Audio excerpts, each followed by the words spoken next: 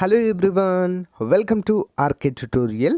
Friends, ఈరోజు అన్ని వార్తాపత్రికల్లోని ముఖ్యమైన విద్యా ఉద్యోగ సమాచారాన్ని చూసేద్దాము. ఓకే, ఎవరు కూడా మధ్యలో స్కిప్ చేయకుండా చివరి వరకు చూసేయండి.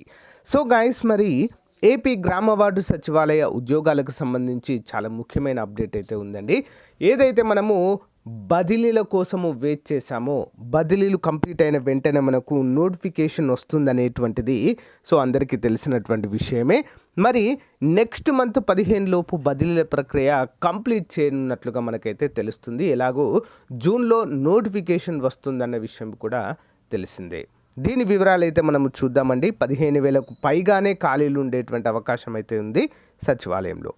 అంతేకాకుండా ఆర్థిక శాఖ, సో గ్రూప్ 1 క్యాడర్ నుంచి ఆఫీస్ సబార్డినేట్ క్యాడర్ వరకు అసలు ఎంతమంది ఉన్నారు, ఎంతమంది వర్క్ చేస్తున్నారు, ఇంకా ఎన్ని ఖాళీలను భర్తీ చేయాలనేటువంటి వివరాలను క్యాడర్ స్ట్రెంత్కి ఆదేశాలు జారీ చేసింది. ఓకేనా, దీనిలో చూసినట్లయితే దాదాపు 20,000కు పైగానే ఖాళీలు ఉన్నట్లుగా తెలుస్తుంది. అన్ని వివరాలు కూడా మనం చూసేద్దాము. ఓకే, సో ముందుగా మొదటిసారి మన ఛానల్ చూస్తున్నవారు తప్పకుండా సబ్స్క్రైబ్ చేయండి. పక్కన బెల్ ఐకాన్ని యాక్టివేట్ చేయడం ద్వారా మీకు నోటిఫికేషన్ వస్తుంది. నిరుద్యోగ అభ్యర్థులకు భారీ శుభవార్త. ఏపీపీఎస్సీ గ్రూప్ 2, అంతేకాకుండా గ్రామ వార్డు సచివాలయ ఉద్యోగాలకు సంబంధించి సపరేట్ కోర్సులు అయితే లాంచ్ చేయడం జరిగిందండి మన యాప్లో. ఎవరైతే ఇన్స్టిట్యూట్స్కి వెళ్ళి సో 1000 కొద్దీ అమౌంట్ పెట్టలేనటువంటి అభ్యర్థులకు చాలా తక్కువ కాస్ట్లో నాణ్యమైనటువంటి కోచింగ్ అయితే అందించడం జరుగుతుందండి మన యాప్లో. ఈచ్ అండ్ ఎవ్రీ టాపిక్కి ఒక ప్రత్యేకమైన ఫ్యాకల్టీ, 20 years ఎక్స్పీరియన్స్ కలిగిన ఫ్యాకల్టీ చేత క్లాసెస్ చెప్పించడం అయితే జరుగుతుంది. ఓకేనా, నిరుపేద విద్యార్థులకు, గృహిణీలకు, స్టూడెంట్స్కి అందరికీ కూడా చాలా బాగా ఉపయోగపడుతుంది. ఓకేనా, so each and every class అన్నీ కూడా రికార్డెడ్ క్లాసెస్ అండి. ఆల్రెడీ అన్నీ చేసి పెట్టాము తెలుగు మీడియంలో. So classes plus most important కొన్ని పీడిఎఫ్లు కూడా మీకు అందచేయడం అయితే జరుగుతుంది. సో మరి ఏపీపీఎస్సీ నోటిఫికేషన్, అంతేకాకుండా సచివాలయం నోటిఫికేషన్లకి, కానిస్టేబుల్ ఎస్ఐ మెయిన్స్కి కూడా చాలా బాగా కోర్స్ అయితే యూజ్ఫుల్ ఉంటుందండి. సో ఒకసారి యాప్ డౌన్లోడ్ చేసుకోండి. App link in video description. ముందు డెమో క్లాసెస్ చూసి మీకు నచ్చితేనే కోర్స్ అనేది తీసుకోండి. ప్రజెంట్ ఆఫర్లో ఉందండి. అతి త్వరలోనే అమౌంట్ అయితే పెరగబోతుంది. సో అమౌంట్ తక్కువ ఉన్నప్పుడు మాత్రమే తీసుకోండి. All the best to everyone. So guys, ముందుగా చూసినట్లయితే సచివాలయ సిబ్బంది బదిలీలకు గ్రీన్ సిగ్నల్. మే 15 నాటికి ప్రక్రియ పూర్తి.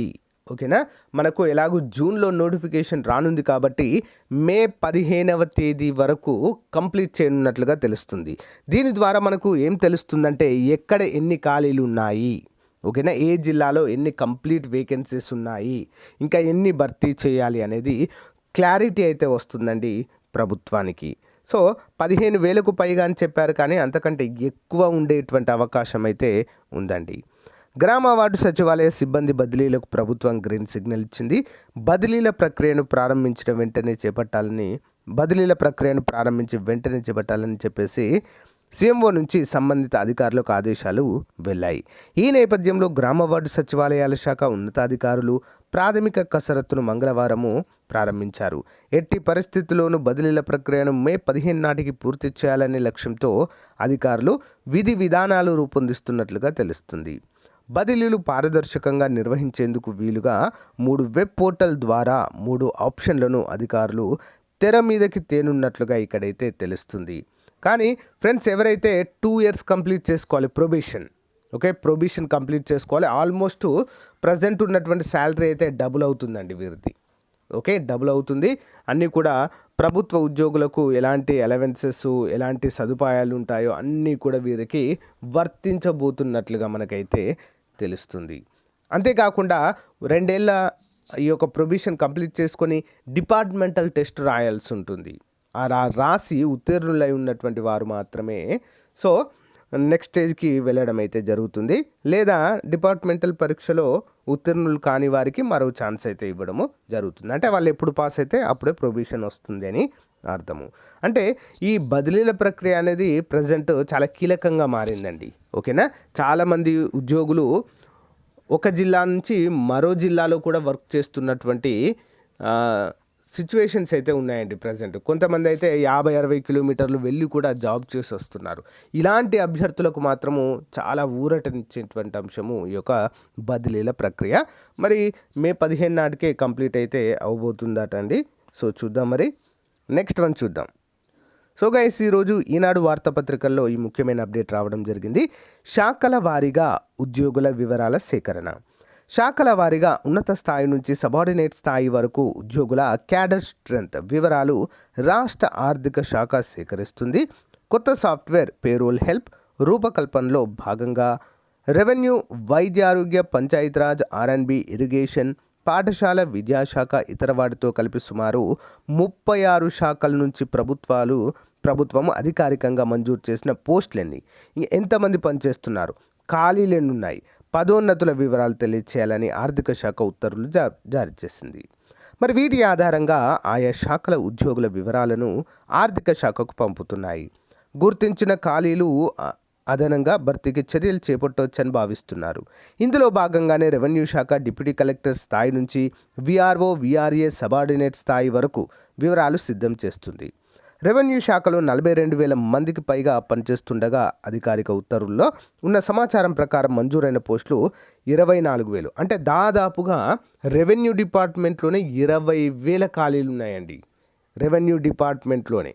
ఓకే, మరి మిగిలిన పోస్టుల వివరాలకు తగ్గట్టుగా అధికారిక ఉత్తర్వు లేకపోవడము సమస్యగా మారిందంటూ ఇక్కడ తెలియజేస్తున్నారండి. సో తప్పకుండా దీనిపైన మనకు జూన్లో ఆల్రెడీ మనకు ప్రకటించారు కాబట్టి APPSC Group 2 అయితే తప్పకుండా వస్తుందండి మనకు జూన్లో నోటిఫికేషన్. 13 రకాల ఉద్యోగాలు అయితే అందులో ఉన్నాయి.